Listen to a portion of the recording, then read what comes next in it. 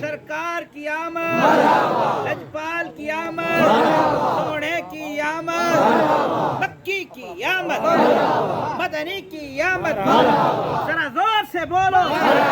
دونوں ہاتھ اٹھا کر بولو. آقا کی آمد، سونے کی آمد، یاسین کی آمد، طٰہٰ کی آمد، مزمل کی آمد، مدثر کی آمد. جو ہاتھ اٹھا کر بولے اس سب کے بڑے پر آمین. ہو سے چھاجی گردیا سے ہزار شاہ فقیر تو کے چھاجی گردیا ملا ہن پیر تو کے چھاجی گردیا جگہ ملا ہن پیر تو کے چھاجی گردیا ہزار شاہ فقیر تو کے چھاجی گردیا ہزار شاہ فقیر تو کے چھاجی گردیا پیر تو کے چھاجی گردیا تجھا کامل ہن پیر تو کے چھاجی گردیا بھاگل بطن وارو آہی مرشد کے تو پیارو آہی بھاگل بطن وارو آہی مرشد کے تو پیارو آہی مرشد کے تو پیارو آہی یار نتھی دل گیر دل گیر تو کے چھاجی گردیا کامل ہن پیر تو کے چھاجی گردیا تجھا کامل ہن پیر تو کے چھاجی گردیا ہزار شاہ مرید تو کے چھاجی گردیا ہزار شاہ مرید تو کے چھاجی گردیا کامل ہن پیر تو کے چھاجی گردیا تجھا کامل ہن پیر تو کے چھاجی گردیا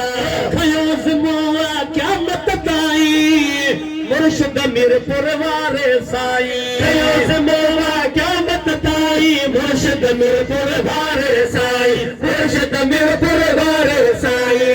قرب کیا تھی حاجی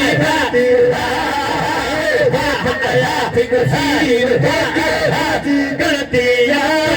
ملا ہن پیر تو کے چھاجی گردیا تجھا کامل ہن پیر تو کے چھاجی گردیا لانی جی گاتی آہے کابی اسا کے گنتی نہ ہے لانی جی گاتی آہے کابی اسا کے گنتی نہ ہے کابی اسا کے گنتی نہ ہے پائندو شیر حاجی دو شیر تو کے چھاجی گردیا ملا ہن پیر تو کے چھاجی گردیا تجھا کامل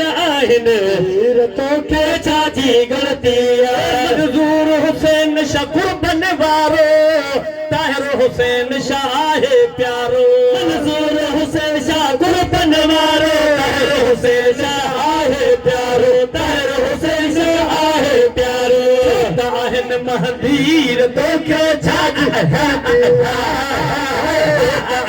مہدیر تو کے چھاجی گردیا ملا ہن پیر تو کے چھاجی گردیا تجھا کامل